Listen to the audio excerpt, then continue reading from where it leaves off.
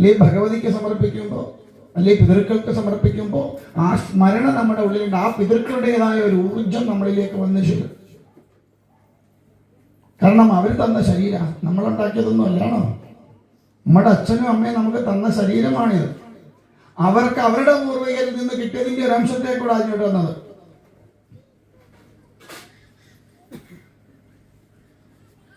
ഏഴ് തലമുറ വരെ അതിന്റെ ബന്ധം ഇങ്ങനെ നിലനിൽക്കും. എൻ്റെ അച്ഛൻ കുഴപ്പക്കാരനാന്ന് പറയുമ്പോൾ ഞാൻ അതിനേക്കാൾ വലിയ കുഴപ്പക്കാരനാണ്. കാരണം അങ്ങേരുടെ അതിനകത്ത് കിടക്കുന്നത്. പറയില്ലേ അച്ഛൻ അത്രയ്ക്ക് പോരാന്ന്.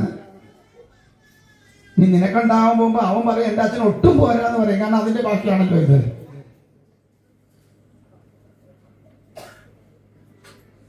പിടികിട്ടുന്നുണ്ടോ?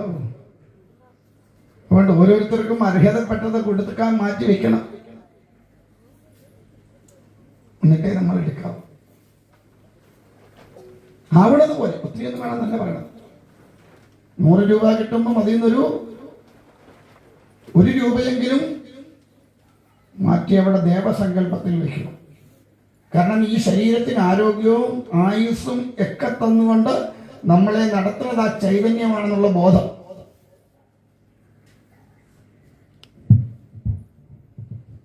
ആ ബോധത്തിൽ ഉറച്ചു നിന്നുകൊണ്ട് ജീവിക്കുമ്പോഴാണ് ഈശ്വര കടാക്ഷം നമ്മളിലേക്ക് വന്നു ചേരുന്നത്. ആ ബോധമാണ് നമ്മളെ നയിക്കേണ്ടത്.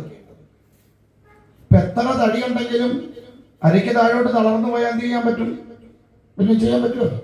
അപ്പൊ എന്റെ മിടുക്ക് എനിക്ക് ശരീരത്തിന് നല്ല തടിയൊക്കെ ഉണ്ട്, പക്ഷെങ്കിൽ എനിക്ക് അരയ്ക്ക് മുകളിലോട്ട് പോകാം, അല്ലെ അരയ്ക്ക് താഴോട്ട് പൊങ്ങില്ല എങ്കിൽ ഞാൻ എന്ത് ചെയ്യാൻ പറ്റും? അപ്പൊ അത് ഈശ്വരന്റെ അനുഗ്രഹം കൊണ്ടാണ് നമുക്ക് ആ അരയ്ക്ക് താഴോട്ട് തളരാതെ നമ്മളെ പിടിച്ചുയർത്തി നടത്തുന്നത്. ആ ജഗദീശ്വരൻ ഭാവമാണെന്നുള്ള ചിന്ത.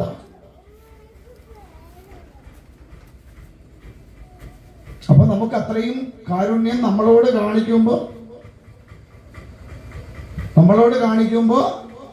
നമ്മൾ അതിന്റെ പ്രതിഫലം ഇല്ലേ? ഉപകാരസ്മരണ നമുക്കില്ലാത്ത ഒരു സാധനമാണ്.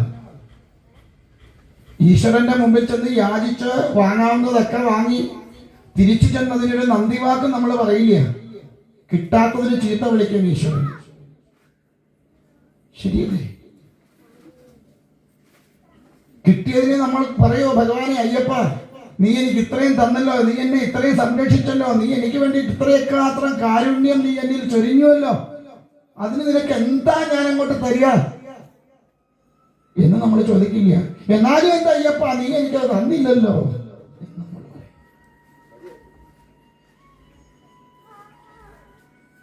ഇപ്പൊ ജീവിതത്തിലെ മനുഷ്യനോടാണെങ്കിലും മൃഗത്തിനോടാണെങ്കിലും ഈശ്വരനോടാണെങ്കിലും പിതൃക്കളോടാണെങ്കിലും നന്ദിയുള്ളവരായിട്ട് ജീവിക്കണം. നമ്മൾ കാണിക്കുന്നത് മുഴുവൻ നന്ദികേടാ. നമ്മുടെ പ്രവൃത്തി കൊണ്ട് വല്ലവനെയും കൊണ്ട് അച്ഛനെ വിളിപ്പിക്കും ഇല്ലേ? കുഴി കിടക്കുന്നവനാണ് അങ്ങനെ 40 വട്ടം തുമ്പും നമ്മുടെ പ്രവൃത്തി കൊണ്ട് ഒരു ദിവസം ഇല്ലേ? നല്ല കുഴപ്പം. നാളെ നമ്മുടെ മക്കള് അത് വർദ്ധിപ്പിക്കാതിരിക്കണമെങ്കിൽ, നമ്മൾ കുഴി കിടന്ന് തുമ്മാതിരിക്കണമെങ്കിൽ നമ്മുടെ അച്ഛനെയും അമ്മയും നമ്മൾ ഏത് വിധത്തിൽ സംരക്ഷിക്കണമോ അത് കണ്ടിട്ടാണ് ആ നമ്മുടെ വരുന്ന തലമുറ നമ്മളെ സംരക്ഷിക്കുക. വഴി കാട്ടിക്കൊടുക്കേണ്ടവർ വഴി മുടക്കി നിന്നാൽ പിന്നെ വരുന്ന തലമുറ അതിനേക്കാൾ മുമ്പേ വഴി മുടക്കാൻ നിൽക്കും.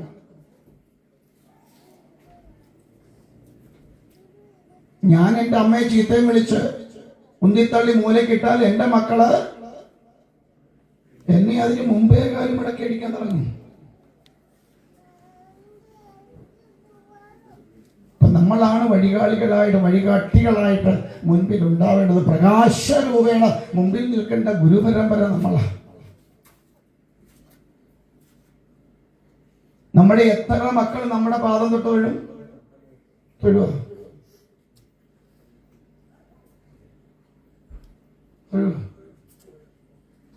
എന്താ തൊഴാത്ത? അവരുവേണെ തൊഴിക്കും. നമ്മളത് കാണിച്ചു കൊടുത്തിട്ടില്ല. അതുകൊണ്ട് എൻ്റെ അച്ഛൻ്റെ അമ്മയുടെയും പാദം തൊട്ട് തൊഴുന്നത് എൻ്റെ മക്കള് കണ്ടിട്ടില്ല. പിന്നെ അവരെങ്ങനെയാ അവിടുന്ന് ശീലിക്കുക?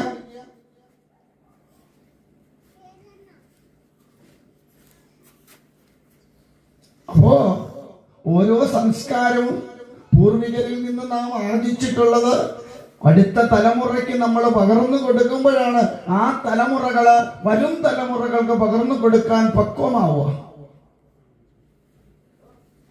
നമ്മുടെ പൂർവികരൊന്നും ലാഭം നോക്കിയിട്ട് ചെയ്തവരല്ലെന്നോ. അവരുടെ കാലത്ത് ഒരു പ്ലാവ് വെച്ചത് അവർക്ക് ചക്ക പ്ലാവ് കായ്ച്ച് ചക്ക തിന്നാന്ന് പറഞ്ഞു. ഇപ്പൊ ബട്ടൊക്കെ ഉള്ളത് 2-3 കൊല്ലം കൊണ്ടൊക്കെ ചക്ക വീഴും. പണ്ട് കാലത്ത് ബട്ടൊന്നും ഇല്ലായിരുന്നു, ഉണ്ടോ? ബട്ടും ഇല്ലായിരുന്നു, ബെഡും ഇല്ലായിരുന്നു. ഇപ്പൊ അതൊക്കെ ഉള്ളതുകൊണ്ട് സുഖമായി. പക്ഷെ അന്ന് അവരൊരു പ്ലാവ് വെച്ചത് അവർക്ക് ആ പ്ലാവ് കായ്ച്ച് അതിൽ നിന്നൊരു ചക്ക തിന്നിട്ട് പോകാമെന്ന് ആഗ്രഹിച്ചിട്ടൊന്നും അല്ല, അടുത്ത തലമുറയ്ക്ക് വേണ്ടി. അതുകൊണ്ട് അറിയാം, ഒരു വൃക്ഷം വെട്ടുമ്പോൾ മറ്റൊരു തൈ അവിടെ നട്ടിട്ടേ ഇതിൽ വെട്ടാവൂ. എന്തായാലും അടുത്ത തലമുറയ്ക്കുള്ള സമ്പാദ്യം നമ്മൾ എത്ര പേര് ചെയ്യും?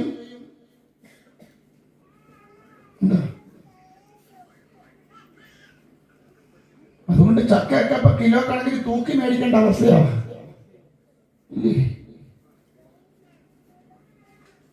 എന്തുകൊണ്ടാ? നമ്മളത് വേണ്ടവണ്ണം പ്രയോജനപ്പെടുത്താഞ്ഞത് കൊണ്ടാ. നമ്മൾ പൂർവികർ കാട്ടിത്തന്ന വഴിയെ പോവാത്തതിന്റെ ബന്ധം നമുക്ക് പറ്റിയതല്ല. ചിന്തിച്ചു നോക്കൂ, നമ്മുടെ പൂർവികര് പട്ടിണി കിടന്നവരാ അല്ലേ? ചിലപ്പോ ഒരു നേരം കഴിച്ചെങ്കിലായി, കഴിച്ചില്ലെങ്കിലായി, അങ്ങനെ ജീവിച്ചവരാ. പക്ഷെ ഏതെങ്കിലും കുടുംബത്തിൽ ഡൈവോഴ്സ് ഉണ്ടായിരുന്നു?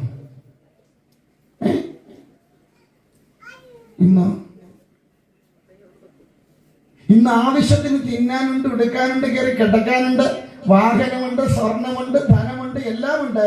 പക്ഷെ ജീവിതത്തിൽ എന്തില്ല? സഹനശക്തിയില്ല, ക്ഷമാശീലമില്ല, സഹിക്കാനുള്ള കഴിവ് നമുക്കില്ലാതെയായി. അതുകൊണ്ട് ഒന്ന് പറഞ്ഞ് രണ്ടാമത്തേന് നമ്മൾ എങ്ങോട്ട് പോകും? ഫാമിലി കോർട്ടിലേക്ക് പോകും. ഒരിക്കൽ ഇതുപോലെ സപ്താഹ വേദിയിൽ ഇരിക്കുമ്പോൾ ഒരു അഡ്വക്കേറ്റുമായിട്ട് ഇങ്ങനെ സംസാരിച്ചവരോട് പോലെ, സ്വാമി നമ്മുടെ കണക്ക് കേട്ടാൽ നമ്മൾ ഞെട്ടും. എന്താ? ഇന്ന് ഫാമിലി കോർട്ടിൽ കിടക്കുന്ന കേസിൽ ഏതാണ്ട് 80% ഹിന്ദുവിൻ്റെതാ. 80%.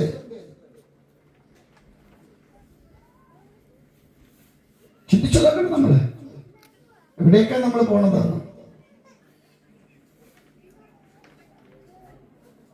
പിന്നെ ഈ പറഞ്ഞ തീരെ സഹിക്കാൻ വയ്യെങ്കിൽ സഹിച്ച് ക്ഷമിച്ച് ജീവിക്കണം എന്നൊന്നും അല്ല ഞാൻ പറയുന്നതിനർത്ഥം.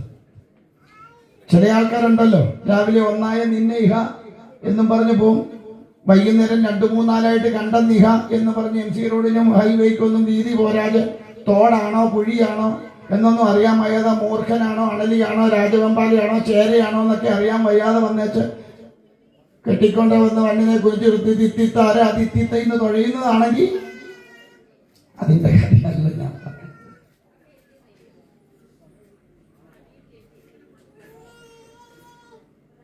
പക്ഷെ പണ്ടത്തെ അമ്മമാർ 2 കിട്ടിയാലും ഒന്നും മിണ്ടത്തില്ല. ഇല്ലേ? ഇവിടെ ഇരിക്കുന്ന എത്ര എണ്ണം മേടിച്ച് കെട്ടിട്ടുണ്ടാവും? ഇല്ലേ? ഉണ്ട്. എന്നിട്ട് അവര് ഡൈവോഴ്സിന് പോയിട്ടില്ല. ഇല്ലേ? ആർക്ക് വേണ്ടി ക്ഷമിക്കുമായിരുന്നവര്? മക്കൾക്ക് വേണ്ടി ക്ഷമിക്കുമായിരുന്നു. ഇന്ന് മക്കൾക്ക് വേണ്ടി പോയിട്ട് സ്വന്തം കാര്യത്തിന് പോലും ക്ഷമിക്കാൻ നമുക്ക് ആർക്കും കഴിയില്ല. അത് ഞാൻ മനസ്സിലാക്കിയിടത്തോളം എന്താന്ന് വെച്ചാല്, നമ്മൾ ഈ പണ്ട് പറഞ്ഞ അക്കരപ്പച്ച എന്നൊരു സ്വഭാവം നമുക്കൊക്കെ ഉണ്ട്. അപ്പുറത്തോട് ജീവിക്കുന്ന പോലെ എനിക്കും ജീവിക്കും. അങ്ങേരാണ് അവൾ എന്തോ പൊന്നു പോലെ കൊണ്ട് കിടക്കുന്നതെന്ന് അറിയാമോ? നിങ്ങളോ എന്നെയോ? ഞാൻ പറയുന്നത് പിടികിട്ടുന്നുണ്ടോ? അപ്പൊ ഈ ചിന്താധാര ഒന്ന് മാറ്റാൻ തയ്യാറായാൽ ഒരു പരിധി വരെ നമുക്ക്. പിന്നെ ഭാഗവതം പറയണതില് നേർവഴി കാട്ടിക്കൊടുത്താലും നടക്കാത്തതുണ്ട്. അതുകൊണ്ട് കെട്ടിക്കൊണ്ട് വന്നേച്ച് കുടുംബം നോക്കാൻ വയ്യ, പിള്ളേരെ നോക്കാൻ വയ്യാതെ ഞാൻ പറയും ഇവനെയൊക്കെ ഓലക്കെ എടുത്ത് അല്ലിക്കൊല്ലണം, ജയിലിൽ പോയി കിടന്നാലും വേണ്ടില്ല. എന്റെ അഭിപ്രായം അതാ. കെട്ടിക്കൊണ്ട് വരുന്നുണ്ടെങ്കിൽ ആ പെണ്ണിനെയും അതിലുണ്ടാവുന്ന മക്കളെയും പോറ്റാനുള്ള ചങ്കുറ പൊള്ളവനെ കെട്ടാൻ പോകാവൂ. നിന്റെ സുഖത്തിന് വേണ്ടി ജീവിക്കാനാണ് നീ എന്തിനാ ഇത്രയും 2-3 കൂടെ ജീവിതം തുറക്കാൻ നിൽക്കണയാണോ? ശരിയാണോ ഞാൻ പറയണേ? അവനെയൊക്കെ കുനിച്ചു നിർത്തി ഓലക്കൊക്കെ ഉരുട്ടണം.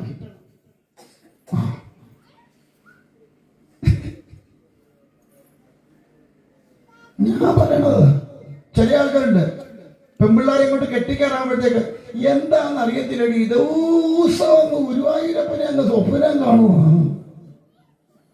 കാരണം പെൺപിള്ളേരെയൊക്കെ കെട്ടിക്കാറായപ്പോഴാണ് ഗുരുവായൂരപ്പന്റെ വിളി വന്നു. ഒരൊറ്റ പോകാം ഒരു ദിവസം. പിന്നെ പെൺപിള്ളേരെ എല്ലാം കെട്ടിച്ച് അവരുടെ എല്ലാം സ്വസ്ഥമായ ജീവിതമായി കഴിയുമ്പോൾ 4 മുരിങ്ങക്കായി തലേ തൂക്കിക്കൊണ്ടിഞ്ഞ് വരും. ഇപ്പോഴാണ് ഈ ഗുരുവായൂരപ്പൻ എന്നെ വിട്ടെന്നാണെന്ന് കൊട്ടിക്കണ്ട നീറപ്പം. അതൊന്നും ഭക്തിയൊന്നുമല്ല, അത് ഉത്തരവാദിത്വമില്ലായ്മ. തന്നിൽ നിക്ഷിപ്തമായ കർമ്മത്തെ പൂർത്തീകരിക്കാനുള്ള ചങ്കുറപ്പില്ല, നട്ടലിന് ബലമില്ലാതെ പോകുന്ന അവനൊക്കെ കൊട്ടിക്കണം കീറ്. അതൊന്നും ഒരു മുരിങ്ങക്കായും തലയിരിക്കുന്നത് നോക്കരുത്.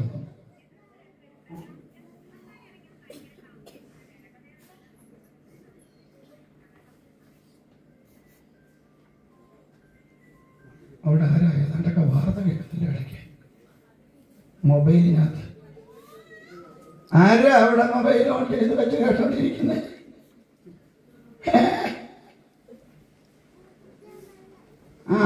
മൂക്കും കണ്ടിട്ടുണ്ട് പോവേ. ഞാൻ മൊബൈല് കാണുന്ന ആളിനെയൊക്കെ ഞാൻ കണ്ടു. അതുകൊണ്ടെല്ലാം ഓഫ് ചെയ്തിട്ട് വെച്ചിരിക്കുന്നതായിരിക്കും നല്ലതല്ലേ. മൂക്ക് കാണത്തില്ല ഇന്ന് ഇവിടുന്ന് പോകുമ്പോ.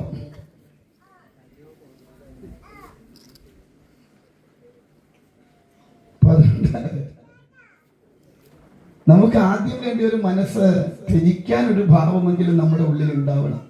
ആ ത്യാഗബുദ്ധി ജീവിതത്തിൽ ഒരുപാട് ശാന്തിയെ നൽകും. കാരണം ഇന്ന് നമ്മൾ ഒരു കർമ്മം ചെയ്താൽ അതിന്റെ ഫലം ഇന്നല്ലെങ്കിൽ നാളെ നമ്മളെ തേടി എത്തും, ഉറപ്പാ. ഇന്നൊരു നെല്ല് തറയിലിട്ടാൽ അത് കിളിർത്തുണ്ടാകുന്ന ചെടിയിൽ നിന്നുണ്ടാകുന്നത് ഒരു കതിരല്ല, ആണോ? ഒരു നെല്ല് അരിയാണോ? 100 കണക്കിന് അതിൽ നിന്നുണ്ടാവണം. എന്നതുപോലെ നമ്മൾ ചെയ്യണ ഓരോ കർമ്മത്തിന്റെയും ഫലം നമ്മളെ തേടി എത്തും, ഇന്നല്ലെങ്കിൽ നാളെ ഉറപ്പാ. അല്ലെ അടുത്ത ജന്മത്തിലെങ്കിലും വരും. എന്തായാലും ഇതുകൊണ്ടൊന്നും നമ്മുടെ ജന്മം തീരില്ല. ആവോ? തോന്നുന്നുണ്ടോ അങ്ങനെ ഈ ജന്മത്തിൽ ഞാൻ രക്ഷപ്പെട്ടു എന്ന്? ചുമ്മാതാ, ഇനിയും കറങ്ങി വരേണ്ടി വരും. പിന്നല്ല, അതിനുള്ളതെല്ലാം ചെയ്തു വെച്ചിട്ട് നമ്മൾ ഇപ്പൊ ഇവിടെ ഇരിക്കുന്നത്. ഇപ്പോഴത്തെ കണ്ടീഷൻ, സ്റ്റിൽ പൊസിഷൻ ഇഷ്ടം പോലെ വാരിക്കൂട്ടി വെച്ചിട്ടുണ്ട്. അതിൻ്റെയൊക്കെ ഒരു പരിധി വരെ അനുഭവിക്കാതെ ഇവിടുന്ന് പോകത്തുമില്ല. ഒരിക്കൽ ഞാനിങ്ങനെ ഇരുന്ന് പറഞ്ഞു, ഈ വണ്ടി ഏതാണ്ടൊക്കെ കട്ടപ്പുറത്ത് കയറാറായി, അങ്ങനെ അറ്റം പോയ ഒരു 10-15 കൊല്ലം കൂടെ ഒക്കെ ഈ വണ്ടി കഷ്ടിച്ചോടി പോവായിരിക്കും. അത് കഴിഞ്ഞാൽ മിക്കവാറും കട്ടപ്പുറത്ത് കയറും എന്ന് പറഞ്ഞപ്പോൾ എൻ്റെ മോൻ ഉണ്ടായിരുന്നു, മൂത്ത ആളുണ്ടായിരുന്നു എൻ്റെ ഇവിടെ. അവൻ പറഞ്ഞു, ചുമ്മാതാ, വ്യാമോഹിക്കണ്ട, അത് ഉടനെയൊന്നും പോകത്തില്ല, കുറച്ച് അനുഭവിച്ചിട്ടേ പോകുന്നു.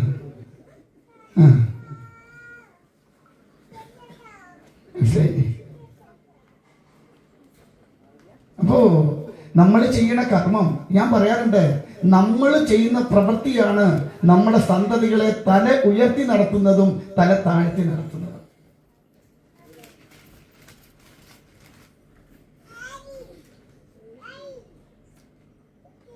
പണ്ട് നാട്ടിലുള്ളവർ പറയല്ലേ, ആ പോണതേന്നറിയാമോ? ഇല്ല, അവന്റെ മോന ഇല്ലേ? നമ്മളും പറഞ്ഞിട്ടില്ലേ? ഉണ്ടോ ഇല്ലയോ? കക്ഷി അറിയോ? ലവന്റെ മോന. അതേസമയം നമ്മുടെ സന്തതികളെ കാണുമ്പോൾ അയ്യോ കുഞ്ഞോ അല്ലേ മോനോ, അദ്ദേഹത്തിന്റെ മോനില്ലയോ എന്ന് ചോദിക്കുന്നതുമായിട്ട് വ്യത്യാസമുണ്ട്. ഉണ്ടോ ഇല്ലേ? അപ്പൊ അത് എവിടെ നിന്നാ കിട്ടിയത്? നമ്മുടെ പ്രവൃത്തിയുണ്ട്.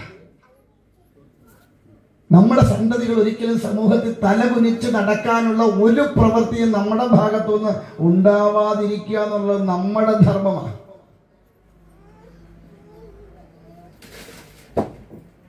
നമ്മുടെ മക്കൾ ചെല്ലുമ്പോ ഒരു കസേര അവിടെ ഉണ്ടാവണം അവന്. അത് നമ്മുടെ പ്രവൃത്തി കൊണ്ടേ ഉണ്ടാവുള്ളൂ. കസേര കിടന്നാലും ഉടനെ എടുത്തോണ്ട് പോയി അകത്തിട്ടിട്ട് വീട് കൂട്ടി പുറത്തിറങ്ങുന്ന പ്രവൃത്തി നമ്മളായിട്ട് ചെയ്തു വെക്കരുത്. ധനം എങ്ങനെയും സമ്പാദിക്കാം, ധാർമ്മികമായിട്ടും അധാർമികമായിട്ടും നമുക്ക് ധനം സമ്പാദിക്കാം. ധനം കൊണ്ടെല്ലാം ആയി എന്ന് വിചാരിക്കരുത്.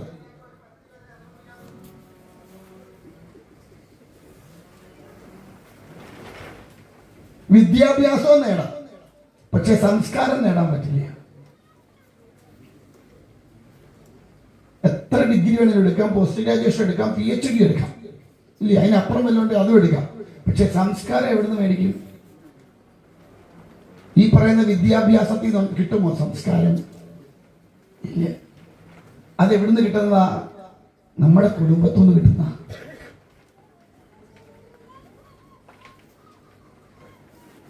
അപ്പൊ അത്തരത്തിലുള്ള തലമുറയെ വാർത്തെടുക്കണമെങ്കിൽ നമ്മൾ സംസ്കാരശൂന്യരായിട്ട് ജീവിക്കാതിരിക്കുക.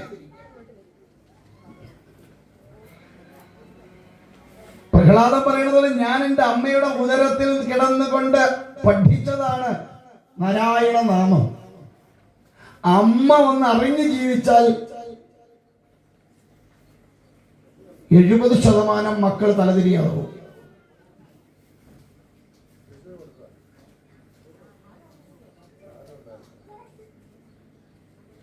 പുറത്ത് വന്നിട്ട് തായ്വേര് ഉറച്ചു കഴിഞ്ഞിട്ട് വളമിട്ട് വെള്ളം ഒഴിച്ചിട്ട് കാര്യമില്ല. വിത്തായിട്ട് കിടക്കുമ്പോ നല്ല വളവും കൊടുത്ത് നല്ല രീതിയിൽ വെള്ളവും കൊടുത്ത് വളർത്തിയെടുത്താൽ സർവർക്കും തണലേക്കുന്ന വടവൃക്ഷമായിട്ട് മാറും, അല്ലെങ്കിൽ മുള്ളുമുരിക്കായിട്ട് മാറും. മുള്ളുമുരിക്കും മരമല്ലേ അല്ലേ? പക്ഷെ ഏതിനെയാ കൂടുതലും ആൾക്കാർ സ്നേഹിക്കുക? വടവൃക്ഷത്തെയാണോ മുള്ളുമുരിക്കിനെയാണോ? ആ വടവൃക്ഷത്തെ എന്താ കാരണം? അത് കൊടുക്കുന്ന കനിവ് കൊണ്ടാണ്. അപ്പൊ കുടുംബത്തിനും സമൂഹത്തിനും ഒരു മുള്ളുമുരിക്കിനെ അല്ല ആവശ്യം, ഒരു വടവൃക്ഷത്തെയാണ്. ആ വടവൃക്ഷത്തെ സൃഷ്ടിക്കേണ്ടത് നമ്മളാ. അതിൽ പ്രധാനി അമ്മയാണ്. പ്രഹ്ലാദനാണ് അതിന് ഉത്തമ ഉദാഹരണം. ഗർഭവതിയായിരുന്ന തന്റെ അമ്മയ്ക്ക് ഓതിക്കൊടുത്ത വാക്കുകൾ ഉള്ളിൽ കിടന്നുകൊണ്ട് താൻ പഠിച്ചു. പുറത്തു വന്നപ്പോഴും ആ സംസ്കാരം മാറിയില്ല. അവിടെ കിടന്നുകൊണ്ടാണ് നല്ലൊരു ശതമാനവും പഠിക്കുന്നത്. അമ്മയുടെ ചിന്തകള്, അമ്മയുടെ വാക്ക്, അമ്മയുടെ പ്രവൃത്തി, അമ്മ കാണുന്നത്, കേൾക്കുന്നത്, കഴിക്കുന്നത് എന്ന് വേണ്ട എല്ലാം ഉള്ളിൽ കിടന്നുകൊണ്ട് സ്വാംശീകരിച്ചിരിക്കും. അതിലൊക്കെ അപ്പുറമാണ് പ്രധാനമായിട്ടുള്ളതാണ് സൃഷ്ടിക്ക് തയ്യാറാകുമ്പം ഉണ്ടാകുന്ന മാനസികമായ അവസ്ഥ.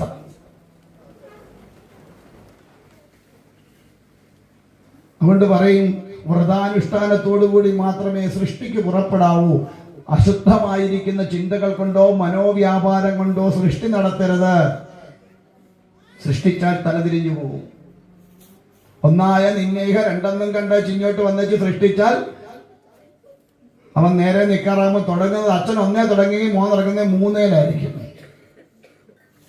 അതാണ് വ്യത്യാസം. പിടികിട്ടുന്നുണ്ടോ? സ്വാമി ഇനി ഇതിപ്പോ ഞങ്ങളോട് പറഞ്ഞിട്ട് എന്തോ ഒന്ന് കാര്യം ഇല്ലേ?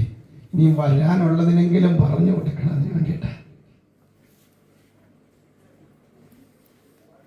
നല്ല തലമുറയെ വാർത്തെടുക്കാൻ അമ്മമാര് തയ്യാറായാൽ നല്ലൊരു സമൂഹം നമുക്ക് സൃഷ്ടിക്കാൻ പറ്റും. അതുകൊണ്ടാണ് കുഞ്ഞുണ്ണി മാഷ് പറഞ്ഞത്, ലോകം നന്നാക്കാൻ എളുപ്പ വഴി താൻ നന്നാകുക എന്നതാ. ഞാൻ നന്നാവാതെ, എൻ്റെ മക്കളെ നന്നാക്കാതെ, എൻ്റെ കുടുംബം നന്നാക്കാതെ നാട് നന്നാക്കാൻ ഇറങ്ങിയാൽ നന്നായി കിടക്കുന്ന നാടിവിടെ നശിച്ചു പോകും. ഞാൻ കള്ളനാ, എൻ്റെ മക്കളോട് കക്കരുതെന്ന് പറഞ്ഞാൽ കക്കാതിരിക്കുവോ? ഇല്ല. മക്കളും ആ വഴിക്ക് തന്നെ പോകും.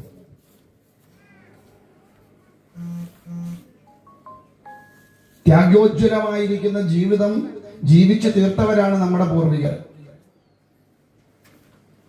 എല്ലാം ലോകത്തിന് വേണ്ടി ത്യജിക്കാൻ തയ്യാറായിട്ടുള്ള ഗുരു പരമ്പര. അത് ചിലർ പറയും കല്യാണം കഴിക്കാൻ വയ്യാത്തത് കൊണ്ടാണ്. അല്ല. കല്യാണം കഴിച്ചാൽ പെണ്ണിനെ പോറ്റാൻ വയ്യാത്തത് കൊണ്ടും അല്ല. അവരൊക്കെ ത്യാഗോജ്വലമായ ജീവിതത്തെ നയിക്കാനായിട്ട് ഇറങ്ങി പുറപ്പെട്ടത്. കല്യാണം കഴിഞ്ഞവരായിരുന്നു നമ്മുടെ ഗുരുക്കന്മാരല്ല. പുരാണങ്ങൾ എടുത്തു നോക്കിക്കഴിഞ്ഞാൽ സർവ്വ ഗുരുക്കന്മാരും വിവാഹം കഴിച്ചു മക്കളും ഒക്കെയായി അവർ പ്രാപ്തിയായതിനു ശേഷം തന്റെ ജീവിതത്തെ ലോകത്തിന് വേണ്ടി മാറ്റിവെച്ചവരാണ്. വ്യാസൻ ഉൾപ്പെടെ. ഭഗവാൻ വേദവ്യാസൻ പോലും സന്തതികളുണ്ടായി അവരെ പ്രാപ്തമാക്കിയതിനു ശേഷമാണ് അദ്ദേഹം തൻ്റെ ജീവിതത്തെ സമാധിസ്ഥമായ അവസ്ഥയിലേക്ക് കൊണ്ടുപോയിട്ടുള്ളത്. അങ്ങനെ ഏതൊരു ഗുരുപരമ്പരയെ എടുത്ത് നോക്കിയാൽ, അല്ലെങ്കിൽ പിന്നെ പൂർവ്വജന്മത്തിൽ കർമ്മങ്ങളെല്ലാം തീർന്നതിന് ശേഷം അടുത്ത് കിട്ടിയിരിക്കുന്ന ജന്മം ആ സമൂഹത്തിന് വേണ്ടി, അല്ലെ ലോകത്ത് നന്മയ്ക്ക് വേണ്ടിയിട്ട് ജീവിതം മാറ്റിവെച്ച് വിവാഹം കഴിക്കാത്ത ഗുരുക്കന്മാരുണ്ടില്ലെന്ന് ഞാൻ പറഞ്ഞു. ഇപ്പൊ ജഗദ്ഗുരു സ്വാമി സത്യാനന്ദ സരസ്വതി പാദങ്ങളെ പോലെ, ബ്രഹ്മശ്രീ നീലകണ്ഠ ഗുരുവാതിരെ പോലുള്ളവരൊന്നും വിവാഹം കഴിച്ചവരല്ല. അവര് പൂർവ്വജന്മങ്ങളെ കർമ്മം മുഴുവൻ തീർത്തിട്ട് ഈ ഒരു ജന്മം കൊണ്ടിനിയും വേറൊരു ജന്മമില്ലാത്ത അവസ്ഥയിലേക്ക് എത്തിച്ചേരാൻ വേണ്ടി ജന്മം എടുത്തവരാവരൊക്കെ. നമ്മളൊന്നും അതല്ല. നമുക്കിനി എത്രയോ ജന്മങ്ങൾ താണ്ടേണ്ടിയിരിക്കണം. കാരണം കർമ്മത്തിൽ താനാണ് ചെയ്യുന്നത് എന്ന ചിന്തയോടുകൂടി കർമ്മം ചെയ്ത് അതിന്റെ എല്ലാ കർമ്മഫലങ്ങളെ സ്വാംശീകരിക്കാനിരിക്കുന്നവരാണ് നമ്മൾ അടുത്ത്.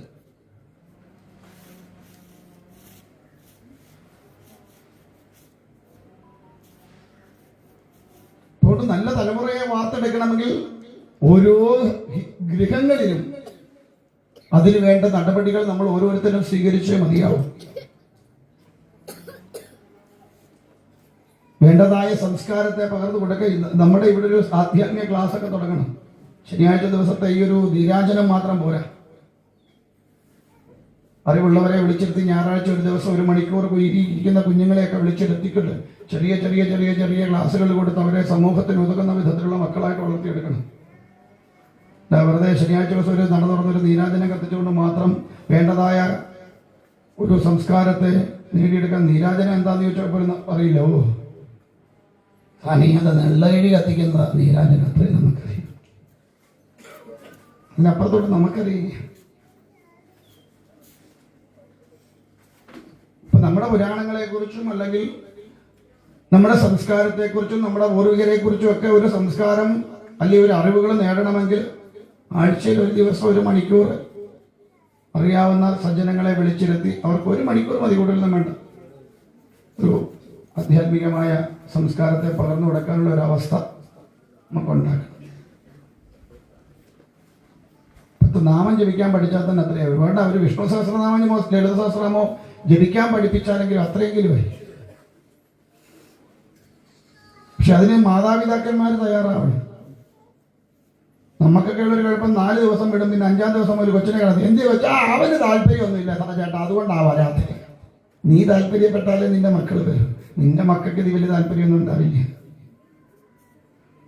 അത് നീ നിർബന്ധിച്ച് വിടണം, അപ്പോഴാണ് നിന്റെ മക്കൾ വരിക. അത് പല ആവർത്തിയായി കഴിയുമ്പോൾ അവന് സ്വയം തോന്നും പോയേ പറ്റൂന്ന്. നമുക്കതാ ഇല്ലാത്തത്. ഞായറാഴ്ച ഒരു ദിവസമുണ്ടെങ്കിൽ ക്രിസ്ത്യൻ സഹോദരങ്ങളുടെ പള്ളിയിൽ ചെന്നേ പറ്റൂല്ലേ? ഇസ്ലാം സഹോദരങ്ങളുടെ പള്ളിയിൽ വെള്ളിയാഴ്ച നിർബന്ധമായിട്ട് ചെന്ന്, ഏത് ദിവസം ചെന്നാലും വെള്ളിയാഴ്ച അവിടെ ചെന്നിരിക്കണം. വേണ്ടേ? മദ്രസ ക്ലാസ്സുകളിൽ പങ്കെടുത്തിരിക്കണം. നമുക്കെന്താണ് എല്ലാം ഉണ്ട്. എന്നിട്ട് നമ്മൾ തിരിഞ്ഞു പറഞ്ഞ് അവരെ കണ്ടു പഠിക്കണം. അവരെ കണ്ട് എന്താ പഠിക്കാനാ? എടാ, ഞാൻ നന്നാവാത്തതിന് അയലോക്കക്കാരൻ, അല്ലെ എൻ്റെ മക്കൾ നന്നാവാത്തതിന് അയലോക്കക്കാരനെ ചെയ്ത് കൊടുത്തിട്ട് വല്ല കാര്യമുണ്ടോ? പണ്ട് കാലത്ത് ഞാൻ വിചാരിച്ചു ഇവരൊക്കെയാ കുഴപ്പക്കാരെന്ന്. പിന്നെ എനിക്ക് മനസ്സിലായി അവരല്ല കുഴപ്പക്കാരൻ, നമ്മളാ കുഴപ്പക്കാരൻ. കാരണം നമ്മുടെ മക്കളെ ഇതൊന്നും വേണ്ട. കാരണം നമുക്കൊക്കെ ഇതൊന്നും പഠിച്ചില്ലെങ്കിലും കുഴപ്പമില്ല, ഇതൊന്നും അറിഞ്ഞില്ലെങ്കിലും കുഴപ്പമില്ല നമുക്കൊന്നും. അതുകൊണ്ടൊന്നും നമുക്ക് നഷ്ടപ്പെടുത്താനില്ല, അല്ലെ നഷ്ടപ്പെടാനില്ല. അതുകൊണ്ട് എത്തുന്നു നമ്മൾ പഠിക്കാത്തത് കൊണ്ട് നമ്മുടെ മക്കൾ വല്ലതും ചോദിച്ചാൽ തിരിച്ചു മറുപടി കൊടുക്കാൻ നമുക്ക് കഴിയില്ലാതാവുമ്പോ മറുപടി കിട്ടുന്നിടത്തേക്ക് അവര് പോവും. അന്നേരം നെഞ്ചത്തടിച്ച് കരഞ്ഞിട്ട് കാര്യമില്ല. ആണ്ടടെ അച്ചടി ഇത്രയും വളച്ചടിയെ പോച്ചടിയെ ഹേടേ എന്ന് പറഞ്ഞ് കരഞ്ഞിട്ട് കാര്യമൊന്നുമില്ല. കൊടുക്കേണ്ടത് കൊടുക്കേണ്ട സമയത്ത് കൊടുക്കേണ്ട പോലെ കൊടുക്കാത്തതിന്റെ കുഴപ്പമാണ് അങ്ങനെ സംഭവിക്കുന്നത്. എന്താ അവിടെ നിൽക്കണേ? സീറ്റില്ലാന്ന് തോന്നിയിട്ടാണോ?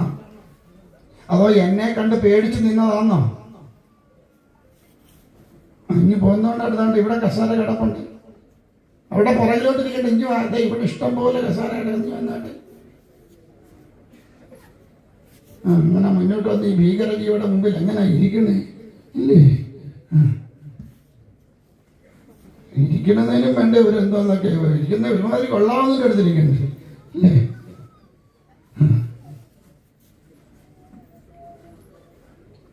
അപ്പം അതുകൊണ്ട് വന്ന് എനിക്ക് പാല വെക്കുക രണ്ടും കൂടെ.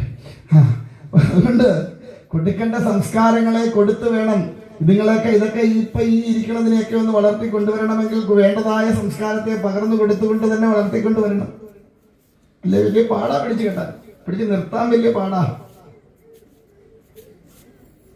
ശിവൻ എന്താ അമ്മേ അല്ലെ എന്താ അച്ഛ അങ്ങനെ ഇരിക്കുന്നതെന്ന് ചോദിച്ചാ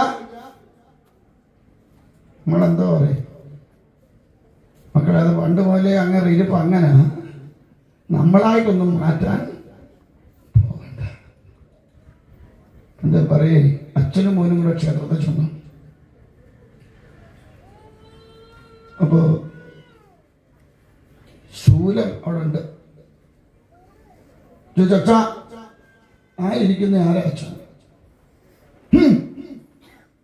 ആ 3 കോല് കെട്ടിവെച്ചിരിക്കുന്ന കണ്ടറിഞ്ഞൂടാ ഗണപതിയാന്ന്. തൃശ്ശൂലത്തെ 3 കോല് കെട്ടിവെച്ചത് ശരീരോട്ടി അത് കണ്ടറിഞ്ഞുകൂടെടാ ഗണപതിയാന്ന്. അത്രയും നമുക്കറിയാം. ഗണപതി ഏതാന്ന് അറിയില്ല, മുരുകൻ ഏതാന്ന് അറിയത്തില്ല, ശിവൻ ഏതാന്ന് അറിയത്തില്ല. അയ്യപ്പന്റെ വാഹനം എന്തുവാ? അല്ലെ ശാസ്താവിന്റെ വാഹനം? ശാസ്താവിന്റെ വാഹനം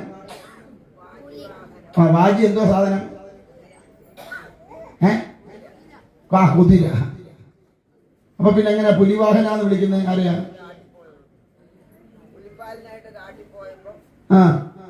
ആരാ പുലിപ്പാലിനായിട്ട് കാട്ടിപ്പോയെ? അയ്യപ്പൻ. ശാസ്താവ് പോയോ?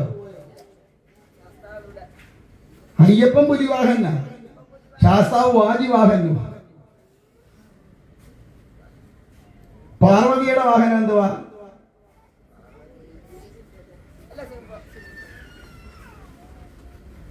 അപ്പൊ ദുർഗയുടെ വാഹനം എന്തുവാ?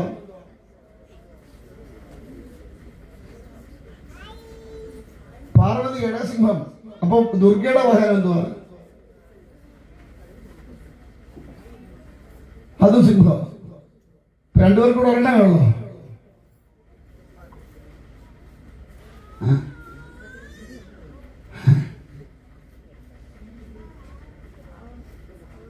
നമ്മൾ ആ പാട സിംഹത്തെ കണ്ടിട്ടുള്ളൂ. പാർവതിയുടെ വാഹനം പുലിയാണ്, ദുർഗയുടെ വാഹനം സിംഹമാണ്. കാളിയുടെ വാഹനമോ?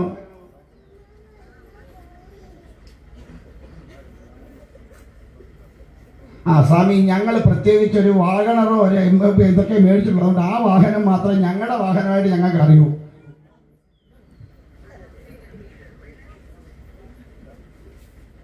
കാളിയുടെ വാഹനം വേതാളമാണ്, വേതാള കണ്ഠസ്ഥിതാണ്. മുരുകന്റെ വാഹനം എന്തുവാ?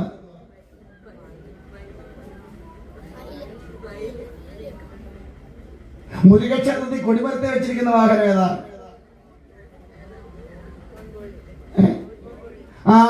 മുരുകന്റെ വാഹനം കോഴിയാ, കുക്കൂടം. നമുക്കിങ്ങനെ ഒരുപാട് തെറ്റിദ്ധാരണകളുണ്ട്. ശബരിമല ഇരിക്കുന്ന അയ്യപ്പനാണോ ശാസ്താവാണോ?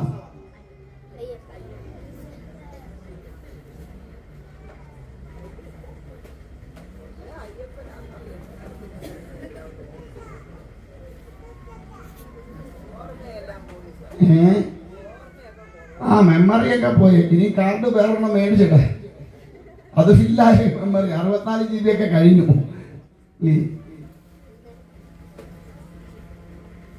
ശബരിമല ഇരിക്കുന്നത് ശാസ്താവാണ്, ധർമ്മശാസ്താവാണ്. ആ ധർമ്മശാസ്താവിലേക്ക് അയ്യപ്പൻ ജീവസമാധി വിലയം പ്രാപിച്ചതാണ്.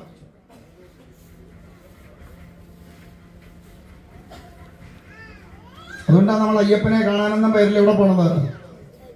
അയ്യപ്പൻ ശരിക്കും ആശ്രയോയിലല്ല, കുറെ വേറെ സാധനമുണ്ട്. ഒരു മണിമണ്ഡപം, സമാധി മണ്ഡപമുണ്ട്, ഭഗവാന്റെ ജീവസമാധി. അത് നമ്മൾ കണ്ട് തൊഴാറില്ല. അങ്ങനെയൊന്നും പോയാൽ ശ്രീകോവിലിനകത്ത് നോക്കി നടിച്ചു പോരും.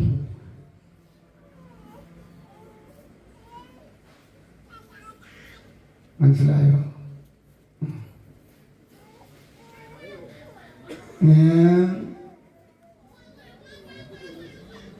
ഇത്രയെങ്കിലൊക്കെ നമ്മൾ അറിയണ്ടേ. എന്താ ശിവൻ അങ്ങനല്ലേ, ഭദ്രകാളി എന്താ അങ്ങനെ? ആ നമ്മളെ കാണിച്ചെന്ന് അങ്ങനെ ഒരു രൂപ അല്ലേ? നാക്കും നീട്ടി കണ്ണും തള്ളി അല്ലേ? നമുക്ക് എന്താണെന്നറിയില്ല. ഭദ്രകാളി എന്താന്ന് വെച്ചാൽ നമുക്കറിയില്ല. അതുകൊണ്ടാ ഭദ്രകാളിയുടെ ഫോട്ടോ വീട്ടിൽ വെക്കാൻ പേടി. ഭദ്രകാളിയുടെ ഫോട്ടോ വീട്ടിലുള്ളവരെ നോക്കിക്കേ. നിങ്ങളുടെ അല്ല, ഭദ്രകാളിയുടെ ഫോട്ടോ വീട്ടിലുള്ളവർ.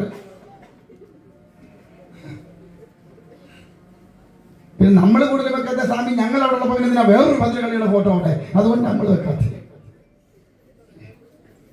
ഇടയ്ക്കിടയ്ക്ക് നമ്മുടെ ഈ വാള് കിട്ടില്ല എന്ന് പറഞ്ഞ ഒറ്റ കുഴപ്പമേ ഉള്ളൂ, ബാക്കിയെല്ലാം ഒത്തതാണ്.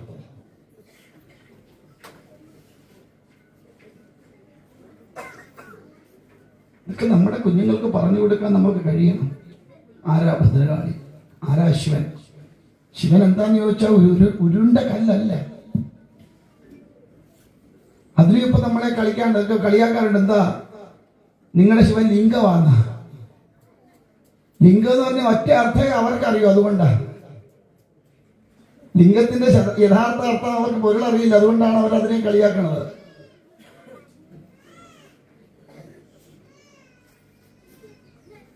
സർവസ്വവും തന്നിലേക്ക് ലയിപ്പിക്കുന്ന വസ്തു ഏതൊന്നുണ്ടോ അത് ലിംഗം. ശിവപെരുമാള എന്ന് പറയുന്നത് തന്നെ പ്രപഞ്ചത്തിന്റെ ഊർജമാണ്. ആ പ്രപഞ്ചോർജത്തെ മുഴുവൻ സ്വാംശീകരിച്ചു വെക്കാൻ കഴിവുള്ള, തന്നിലേക്ക് ലയിപ്പിച്ചു നിർത്തുന്നതാണ് ലിംഗം.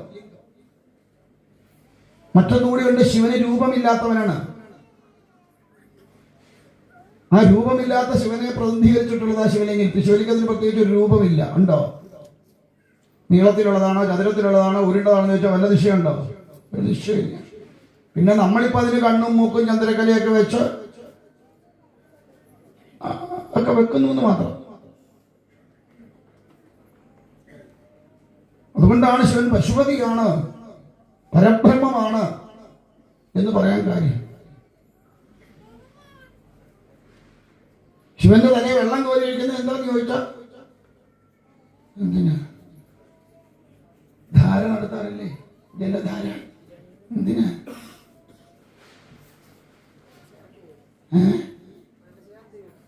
എന്നിട്ട് കിട്ടിയാവല്ലോ. എത്ര കടം വെള്ളം കോരി ഒഴിച്ചത്, എന്നിട്ട് ഇപ്പോഴും ഒരു ശാന്തിയില്ല.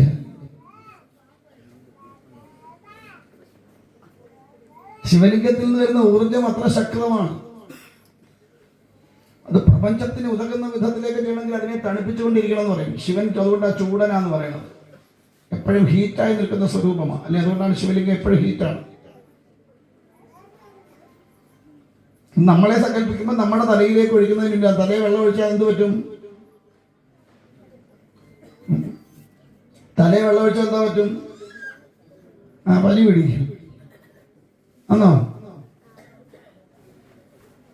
ഈ പണ്ടുള്ളവര് നടന്ന് യാത്ര ചെയ്തിരുന്നില്ലേ? അവർ തിരിച്ചു കയറി വരുമ്പോൾ ആദ്യം ചെയ്യുന്ന പണി എന്താ? എന്തിനാ ഈ കാല് കഴുകുന്നത്? ചെളി ഉണ്ടായിട്ടാണ്. ചാണകത്തറയല്ലായിരുന്നു അന്ന്. ഇപ്പോഴല്ലേ പിന്നെ ടൈലൊക്കെ വന്നേ.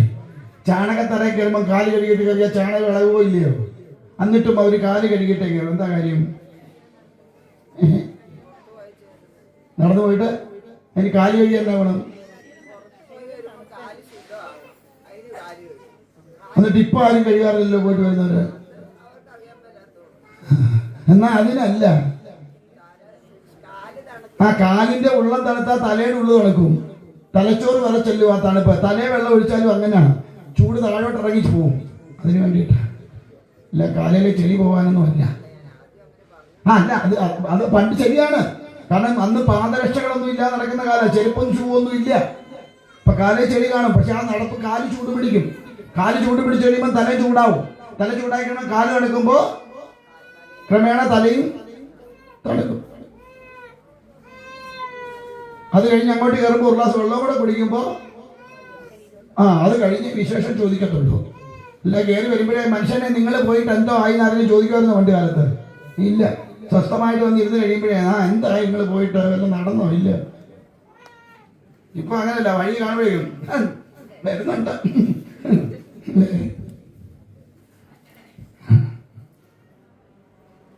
അപ്പോൾ നമ്മുടെ സംസ്കാരം എന്താണെന്നും നമ്മുടെ ധർമ്മം എന്താണെന്നും നമ്മൾ ആരാധിക്കുന്ന ഈശ്വര സ്വരൂപങ്ങൾ എന്താ അങ്ങനെ ഇരിക്കണതെന്നും ഒക്കെ നമുക്ക് തിരിച്ചറിയാനുള്ള ഒരു കാലം വേണം. അല്ലെങ്കിൽ വെറുതെ നമ്മൾ അമ്പലവാസിയായിട്ട് മാറും. അമ്പലവാസിയാവാനല്ല നമ്മളെ വളർത്തിയത്, അമ്പലത്തിൽ കിടക്കാനല്ല നമ്മളെ പഠിപ്പിച്ചത്. നീ അവിടെ നിന്ന് എഴുന്നേറ്റ് പോകാനാണ് പറ്റുന്നത്. നീ അമ്പലത്തിൽ ചെല്ലുന്നത് ആദ്യമായിട്ട് LKG ആണ് അമ്പലം. അവിടുന്ന് അങ്ങോട്ട് UKG കടന്ന് ഇല്ലേ, LPയും കഴിഞ്ഞ് UPയും കഴിഞ്ഞ് ഹൈസ്കൂളും കഴിഞ്ഞ് അങ്ങനെ കയറി പോകണം. പക്ഷെ നമ്മളിപ്പോഴും LP അംഗനവാടിയില്ല, എന്താ അതിനകത്ത് കിടക്കുക. ഇത് നമ്മളവിടുന്ന് കയറിയില്ല, കയറിയോ?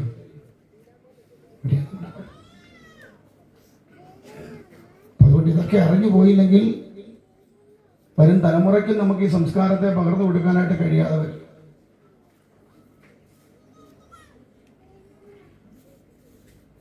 അപ്പൊ അതുകൊണ്ട് ആദ്യം പറഞ്ഞ വാക്ക് എന്തായിരുന്നു? ഞാൻ എന്ത് വേണമെന്നാ പറഞ്ഞ നമുക്ക് ആദ്യം ഞാൻ പറഞ്ഞ കാര്യം എന്തായിരുന്നു? നമുക്ക് എന്ത് വേണമെന്നാ നമ്മൾ പറഞ്ഞേ?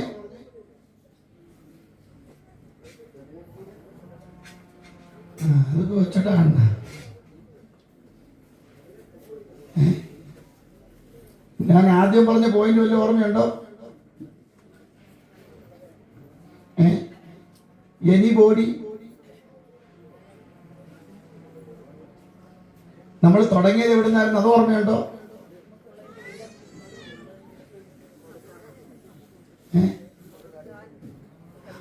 ത്യജിക്കാനുള്ള മനസ്സുണ്ടാവണം.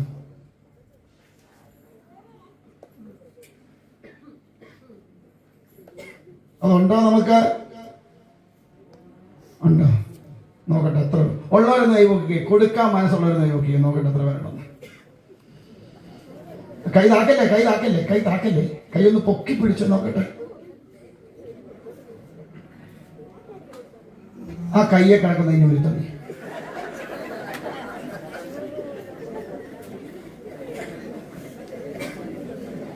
അതാത്ത തരാമോ? ത്യജിക്കാൻ മനസ്സുള്ളവരല്ലേ? കയ്യെ കിടക്കുന്ന പോയി തരാമോ? അങ്ങനൊന്നും ത്യാഗമൊന്നും ഞങ്ങൾ, അത് കൊടുത്തിട്ടുള്ള ത്യാഗമൊന്നും ഞങ്ങൾക്ക് വേണ്ട. ബദ്ധമായി പോയി കൈപൊക്കിയതല്ലേ? അപ്പൊ നമ്മൾ പറയുന്നത് സത്യമാണോ? ത്യജിക്കാനുള്ള മനസ്സുണ്ടെന്ന് പറയുന്നത് സത്യമാണോ? അല്ല, നമ്മൾ പറഞ്ഞങ്ങ് ഒപ്പിക്കോ. പിന്നെ ഞങ്ങളോ എല്ലാം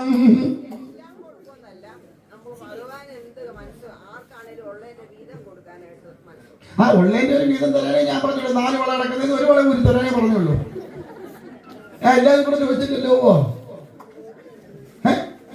ഞാൻ മൊത്തം തരാൻ ഞാൻ പറഞ്ഞില്ല. 4 എണ്ണം ഉള്ളതിൽ അല്ലെങ്കിൽ 2 എണ്ണം ഉണ്ടെങ്കിൽ അതിൽ നിന്ന് 1 എണ്ണം കൂടി തരാനേ പറഞ്ഞുള്ളൂ. 1 എണ്ണം നിങ്ങൾ എടുത്തോന്നേ.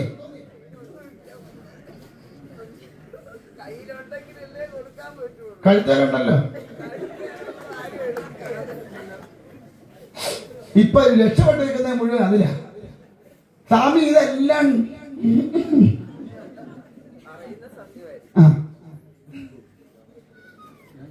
ഉണ്ട്. 4, 5 വളയൊക്കെ കയ്യിലുള്ളവരാ കൈപൊക്കിയ ത്യജിക്കാൻ ഭയങ്കര മനസ്സാണ്. 1 എണ്ണം കൂടി തരാൻ പറഞ്ഞപ്പോ ഇങ്ങനെ പിടിച്ചു. അപ്പൊ അതാ പറഞ്ഞ ഉണ്ടായിട്ട് കാര്യമില്ല, കൊടുക്കാനുള്ള ആ മനസ്സാണ് പ്രധാനം. ആ മനസ്സാണ് ഉണ്ടാവേണ്ടത് നമുക്ക്. അപ്പൊ അതുകൊണ്ട് അതിനുള്ള ഒരു സങ്കല്പ ശുദ്ധി നമ്മുടെ ഹൃദയത്തിൽ ഉണ്ടാവണം. നമ്മൾ ഒരിക്കും അത്രയും കൊടുത്താൽ അത്രയും കുറഞ്ഞില്ലെന്ന അല്ല. അത്രയും കൊടുത്താൽ അതിന്റെ ഇരട്ടി നമുക്ക് വന്നു ചേരും. അത് ചിലപ്പോൾ ധനമായിട്ടോ അല്ലെ സ്വർണമായിട്ടോ ഒന്നും ആവണം നിർബന്ധമൊന്നുമില്ല. നമ്മൾ പ്രതീക്ഷിക്കാത്തതിനപ്പുറത്തൂടായിരിക്കും നമുക്ക് അതിന്റെ ഫലത്തെ നമുക്ക് ലഭിക്കുക. എന്തായാലും പോട്ടെ, 2 പേർക്കെങ്കിലും ആ മനസ്സുണ്ടായി. ഇച്ചിരെങ്കിൽ 1 ഗ്രാമെങ്കിൽ 1 ഗ്രാം, 2 കൂടെ 1 ഗ്രാം കാണൂല്ലയോ? ഉണ്ടെങ്കിൽ 1 ഗ്രാമെങ്കിൽ 1 ഗ്രാം അത്രയായല്ലോ. ഭഗവാൻ അയ്യപ്പൻ നമ്മുടെ കാര്യം അത്രയും. ഞാൻ ആർക്കൊന്നും കൊടുക്കാറില്ലാത്തതുകൊണ്ട് നമുക്ക് അവർ പ്രശ്നമേ ഇല്ല. വല്ല ഉള്ളത് മേടിച്ചോണ്ട് പോകത്തേ ഉള്ളൂ.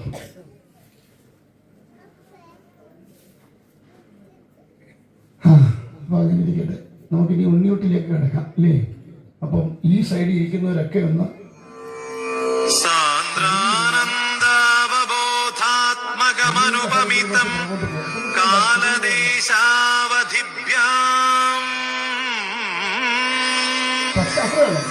നിർമുക്തം ഇവരെ കുറച്ച് പുറകോട്ട് അങ്ങോട്ട് മാറ്റി ആ ഇത് മാറ്റിക്കൊണ്ട് അവിടെ ഇങ്ങോട്ട് നിർത്തിയാൽ ആ പടുതായിലോട്ട് വളരെ പായിട്ടാണ് ഒരു 5 പേര് കസാരയൊക്കെ മാറ്റിയാണ്